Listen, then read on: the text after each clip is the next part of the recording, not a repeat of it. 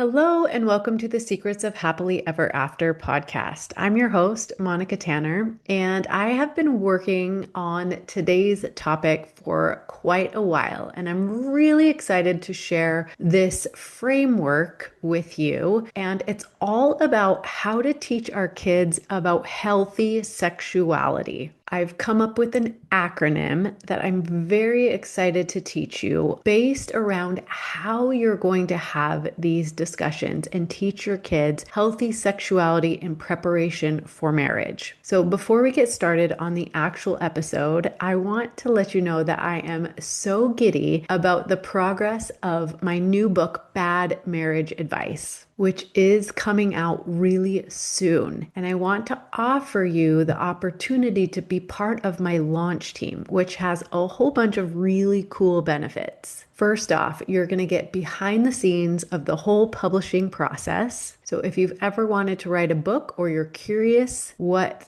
publishing a book entails, I'm going to give you all the details about how that came to be. Plus, you're going to be part of an exclusive group. We're going to have a Facebook group, and in there will be lots of my friends that are experts on all different aspects of marriage. So you'll get to be in that Facebook group. We're going to have special guests. You're going to be able to ask questions on topics related to the book and related to other topics in marriage. You're going to get first dibs on everything that comes out around the book. We're going to do some really cool activities and bonuses. So if you're interested in joining the launch team for Bad Marriage Advice, email me, moni@monicatanner.com, and I'll get you on that list. All right, now to today's episode. Like I said, I've been working on this analogy for a little while, ever since I did a podcast, and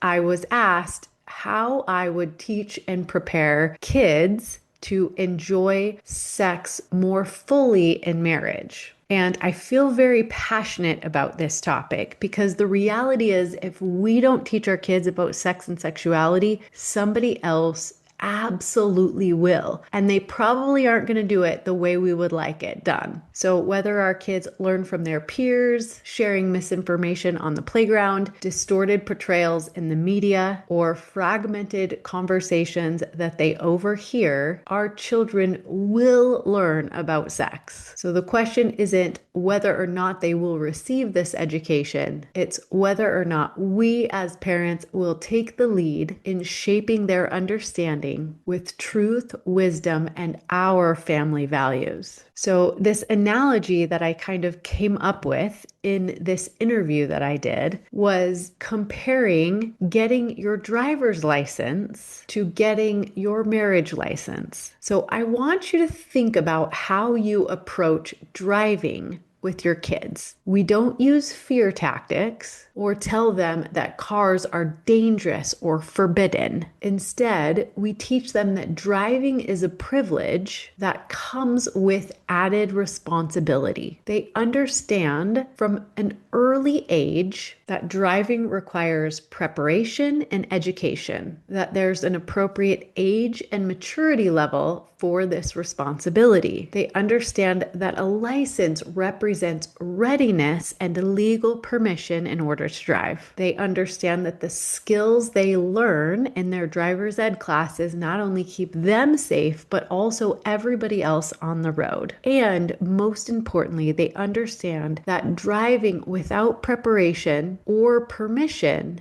has serious consequences, right? They will most definitely get a ticket. They might get arrested. They might have a prolonged period of time before they can get their actual license. There are consequences for disregarding the laws around having a driver's license. Similarly, when we frame sexuality within marriage like a driver's license, we're teaching our children that sexual intimacy is a beautiful gift and a privilege that requires preparation and responsibility. That there's wisdom in waiting for the right time and the right context, which I teach is marriage. They understand that marriage represents the commitment and maturity needed for this sacred responsibility, and that learning about sexuality in age appropriate ways protects and prepares them to be able to enjoy this freedom within marriage. Now, similarly, as the driver's license, acting outside of this framework can have emotional, spiritual, and physical consequences. So, before I teach you my framework for how to teach your children about healthy sex and sexuality, I want to address some serious misconceptions and myths that a lot of us have to overcome before we can have these conversations. So the first myth is that if we don't talk about sex, our kids won't think about it, which is a huge misconception, because even if you're super vigilant about what they're watching and listening to and what they're exposed to, children just are naturally curious about their own bodies and sexuality. When we don't talk about it, our kids learn that this is not something we discuss. And so it creates a lot of shame, unhealthy curiosity, and misinformation on the topic. So we definitely don't want to just stay silent on this issue. Number two, if we talk about sex, it will encourage promiscuity. Now, I can understand where this idea comes from, but so many research studies have shown that comprehensive value-based sexual education actually delays sexual activity and promotes healthier decision making. Knowledge paired with clear values creates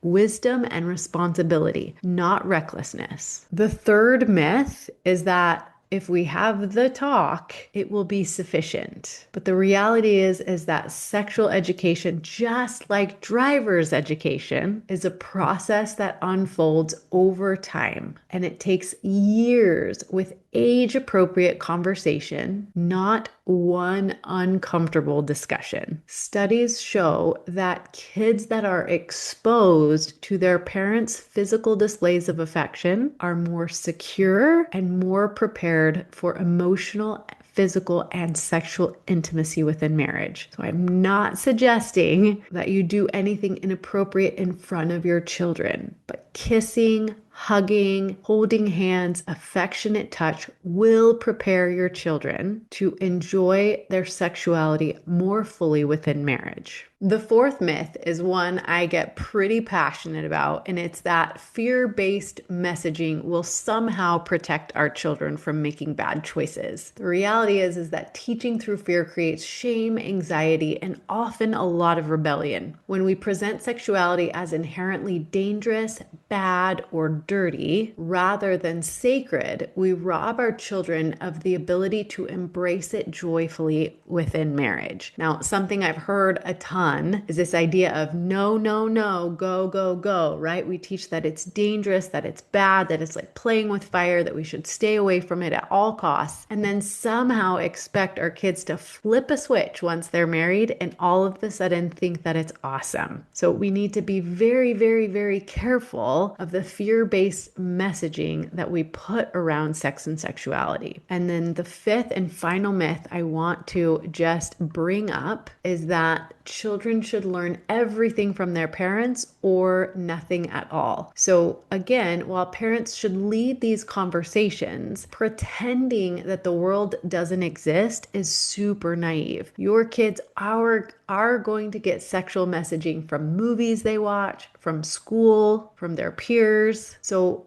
what is most important when we start these discussions in our family is teaching them our family values so they can filter what they learn and what they see through the values that we've taught them. So a good example of this is when our kids' friends might be doing things more promiscuous than we would want our children to do. And they might bring it to us and say, oh, so and so is making out in the hallway at school, or so and so is sexually active, or so and so is pregnant out of wedlock, right? Instead of freaking out, judging those friends, telling our kids to stay away from them, we just talk about how their values might differ from our values in the same type of way that maybe so and so's family gets a brand new car of their choosing right on their 16th birthday, and maybe our kids get like a hand-me-down car that all of their siblings have driven, right? So it's just a little bit different in values. We're not judging the other families or their friends and their decision making. We're just helping our kids understand how to filter their decisions through our family values. It's important that they understand what our values are and why they're important. Okay, so with that, I'm really excited to teach you this acronym or framework that I created around how to talk to our children about sex and sexuality. And the acronym is actually DRIVE, which is so fun, right? Because that's the whole analogy of getting your driver's license, waiting until marriage, right? So just as we teach our kids to drive safely and responsibly, we can use this same framework to guide our approach to sexual education in our families. So the D in DRIVE stands for dialogue, meaning we want to keep these conversations open and ongoing. So sexual education is not about the destination or the end result. It's about the ongoing dialogue that you're having with your kids throughout their lives, really. Just as we don't teach our kids about cars in one conversation or wait until they're almost 16 to start talking about driving, we shouldn't approach sexuality as just one single talk that happens right before they need it. So we want to start with simple age-appropriate conversations when children are young. So for example, we want to teach them that body parts have proper names and that bodies are special and certain parts of them we keep private, that we should be in charge of who touches us and when, right? These types of conversations can start really young and keep being built upon all throughout their growing up, puberty, getting married, and beyond, right? So build on previous conversations as they mature. We want to create a family culture where questions are welcome and not shut down. Just like sharing things that they're seeing and learning at school or in movies, that we welcome them, that we want to talk to them about it, that we're not going to shame them or shut them down or judge other people around it, that we just merely want to use it as conversations and to share our family values with them. So the other important thing is really to use everyday moments as teaching opportunities. So for example, when we see pregnant women or if somebody in our family is pregnant, we can talk about that. Maybe using incoming wedding announcements to start the conversation, or even when we come across scenes in movies or books. The last thing we want to do is show or teach our kids that we cannot talk about or tolerate these types of conversations with them. So make sure that you're bringing it up, that it's nonchalant, that it's not something they have to get worried about, like, oh my gosh, mom's talking about sex again, that it's just an easy part of our everyday conversations. I want you to check in regularly with your kids rather than waiting for them to come to you. A good example of this is regularly asking them, do you have any questions about your changing body, about your period or growing hair, or how to take care of your changing body, right? Like all of those things are important things that we want our kids to come to us about. But if they're not coming to us, we want to check in with them about it. The last thing we want is for them to feel ashamed or bad or like something has gone wrong because we're not able to talk about it. And last but not least, remember that dialogue goes both ways. We want to be listening to their curiosities, to their questions, to their concerns and observations. One of the things I love is having all the kids at my house. And in order to do that, we provide a lot of food for them, because then I kind of have my hand on the pulse of what's going on in the friend group, who's dating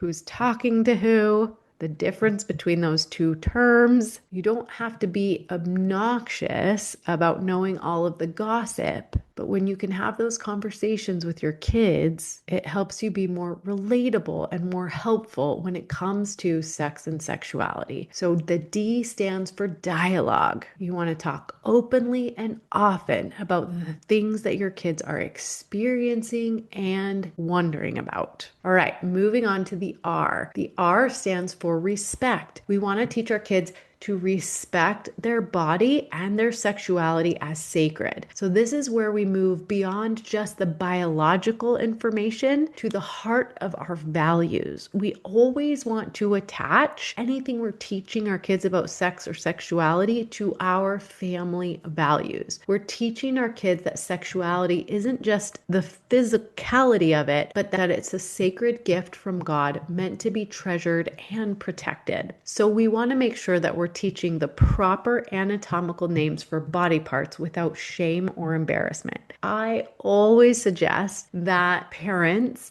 practice in the mirror saying penis, vagina, orgasm, masturbation. Practice saying it to yourself in the mirror and practice saying it to your spouse so that you can say vagina and elbow with the same amount of emotion. So your kids aren't like triggering you when you're trying to have these conversations about body parts. Explain that bodies are made by God, that you are created in His image, that God doesn't make mistakes. Body image is so important to our children's developing sexuality. There's nothing wrong with wanting to be more healthy, but helping our kids have a healthy body image, whether they're short or tall, big or small, lean or muscular. We want them to feel comfortable in their own bodies. We want to establish appropriate boundaries for privacy and touch. So this means having conversations in your family about knocking on doors before entering, especially the bathroom. We want to talk about parts of our body that are not appropriate to allow others to touch and what to do if somebody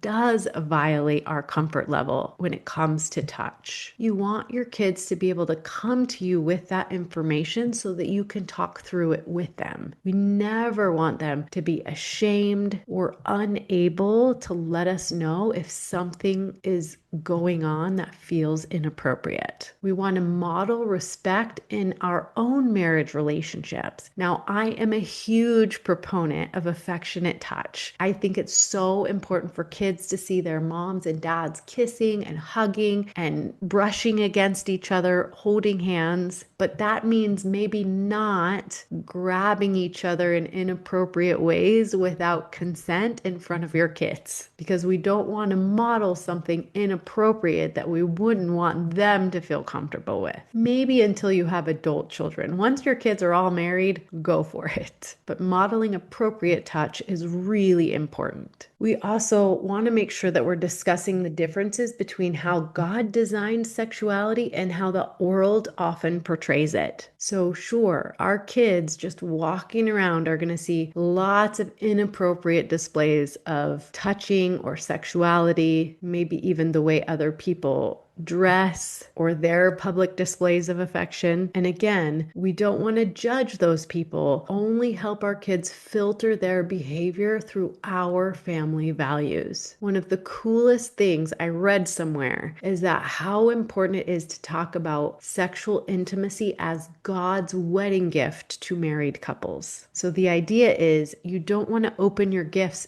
before Christmas morning because that would ruin the surprise and the special sacred nature of opening your Christmas gifts. In the same sense as we want to keep our sexuality special as a gift to be opened after we get married. The way we phrase that is God has asked us to wait for marriage so that we can experience the gift of our sexuality to the fullest. So R stands for respect. How do we respect our bodies and our sexuality? Moving on, the I in drive stands for instruction, meaning make sure you're providing age appropriate education for your children all along the way. Just like driver's education, there's a curriculum to follow. We provide information that matches their developmental stage and emotional maturity, building foundational knowledge that they'll need for healthy decision making. That goes for driving and for sexuality. So I did study child development in college. It was one of my majors. So I'm going to give you just a very rough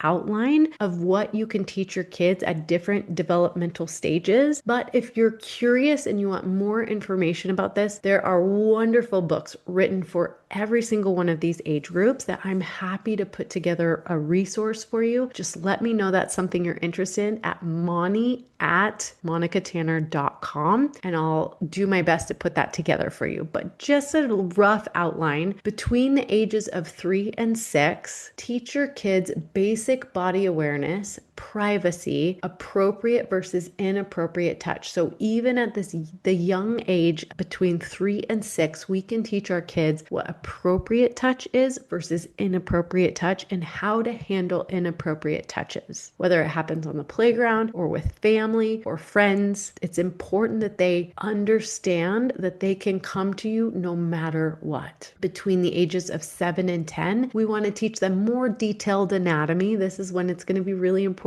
for you to be able to say those anatomical words. We want to teach them the basics of reproduction and the emotional and physical changes that come with growing up, like an overview of how their body is going to change as they get older. Then between the ages of 11 and 14 is when we really get into puberty. We want to have deeper discussions about preparing for marriage and addressing cultural messages that they're going to encounter. Maybe their sexual identity, their sexual preferences, those types of things that they're going to encounter out in the world. And it's important for you to know what those messages are that they're getting, so that you can give them the right information or the information that correlates with your family values at home. Between the ages of 15 and 18, now we want to start talking about dating. We want to talk about having appropriate boundaries for our sexuality, preparing for marriage. Understanding sexual desire is normal, but requires self-control. I think it's so important to address the feelings that will get stirred up as our kids spend time with the opposite sex, especially those feelings of attraction, that those are not something to be afraid of, that God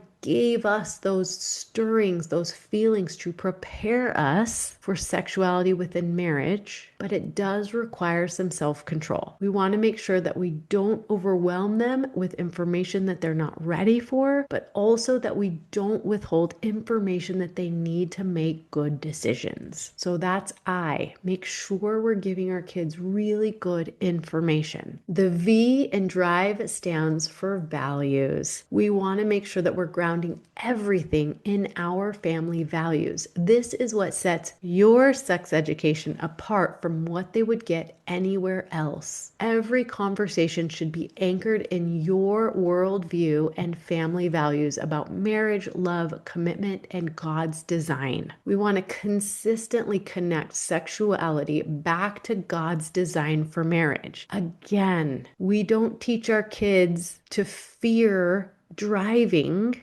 so that they're an anxious mess when they finally get their license. We teach them that driving equals freedom and responsibility. The same goes for sexuality within marriage. We want to discuss why waiting until marriage isn't just a rule, but it's wisdom for their protection, and it will bless them. We want to address peer pressure and cultural messages through the lens of our own values. Like I said, we don't want to judge the other kids for making different decisions. We just want to talk about how their values differ from our family values. This comes into play a lot when we talk about chores. Our kids do a lot of chores because work ethic is an important value in our family, but they have friends that come over and never have to do any chores. It's just a difference in family values. Now, here's something I find really cool. So we have an older son who is newly married, and I haven't done it yet, but eventually I want him and his wife to be able to talk to our younger kids about some of the blessings and gifts of waiting until marriage, just so my younger kids understand why it's so important. I want them to explain how using that self-control and keeping themselves for marriage honors God, themselves, and their future spouse. How they get to enjoy not only physical intimacy and sexual intimacy within marriage, but also emotional, spiritual, and recreational intimacy. And what a blessing it is to be able to share all of that within the commitment and covenant of marriage. So something very prominent is that the world tells us that if you love someone, you should have sex with them. But God's version of love says if you love someone, you wait until you can offer them your whole life in marriage, not just your body for the moment. These are our family values and what I hope to instill into my children, because I know they're going to get exposed to so many different lies, and I want them to be able to filter it through that lens of what we teach them is important for us in our family. It's not a foolproof plan, but it's way more effective than just hoping and praying they'll know what our family stands for. So that's the V, values. And then the E stands for expectation. I get so passionate about this right here. Build positive anticipation for marriage. Perhaps the most important element of all of this is that we're not just teaching them what not to do, what they can't do, what they shouldn't do, but we're creating excitement and anticipation for what they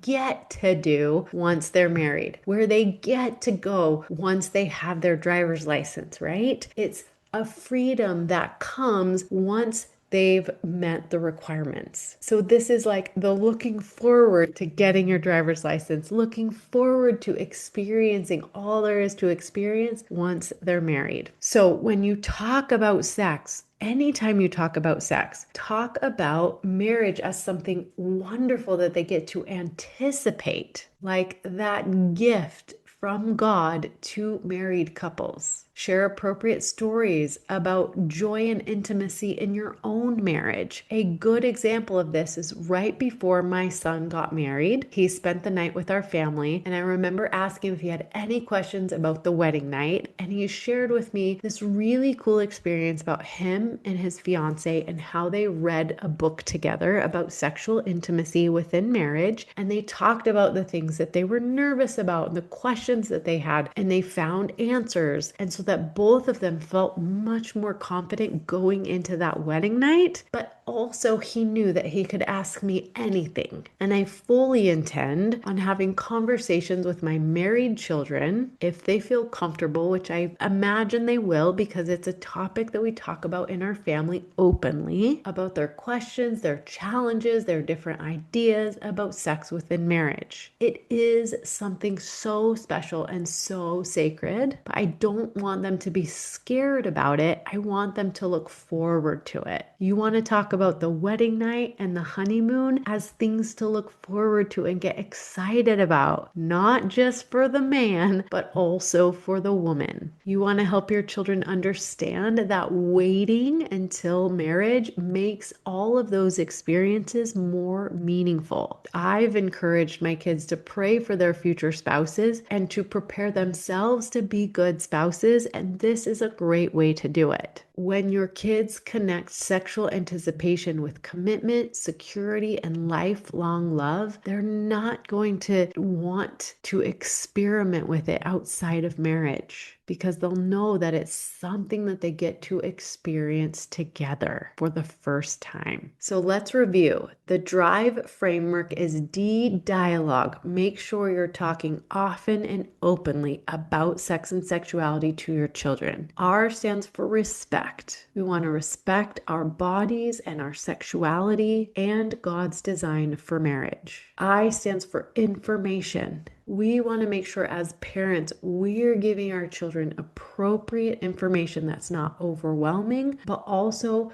the information that they'll need to make informed decisions. The V stands for values. We want to make sure that everything we teach to our children are in line with our family's values, so they will have the filter by which to sift through information that comes from the world, from culture, from Hollywood, and the decisions that they want to make regarding sex and sexuality. And finally, the E stands for expectation. We want them to be excited and anticipate the freedom of their own sex and sexuality within marriage. All right, so putting that drive framework into practice, just remember that just like learning how to drive takes time, practice, and patience, teaching our children about sexuality is also a process. So some days the conversations are going to go really smooth and you're like, this is great, my kid's going to be a great driver. But other days might be frustrating, like teaching a teenager how to parallel park. It's not going to go smoothly, but that's okay. The important thing is that you keep trying. It's that you keep having these conversations and that you help your children understand that you are a safe, non-judgmental place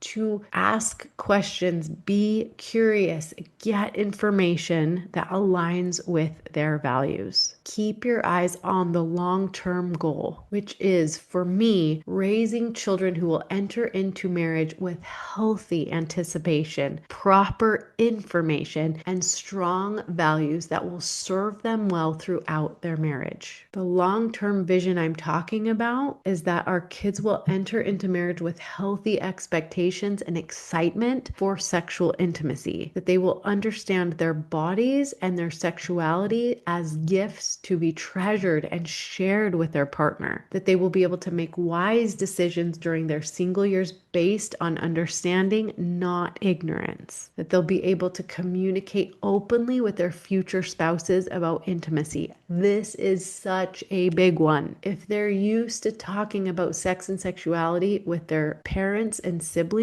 they're going to be able to take that ease in communication into their marriage with their spouse, which is so important in creating a healthy, thriving sex life. So in conclusion, to wrap this all up, the driver's license analogy reminds us that preparation, timing, and proper context matter when it comes to both driving and sexual intimacy. We don't keep our children from learning about cars because driving can be dangerous. We teach them to drive safely and responsibly. Similarly, we shouldn't keep our children from learning about sexuality because it can be dangerous. We teach them to understand it as a sacred gift meant to be enjoyed within the covenant of marriage. As I said at the beginning of this episode, if we do not teach our children about sex and sexuality, somebody else will, and we may not like the results. The choice is ours, and our kids are counting on us to get this right. If you have any questions about anything that we discussed in this episode, or you would like additional resources to talk to your children about sex and sexuality, please do not hesitate to reach out to me, Moni@monicatanner.com. We can keep this dialogue open and ongoing, and I'm happy to provide you with any resources or experiences that I've had in my 22 years of raising children. So I will see you all next week, and until then,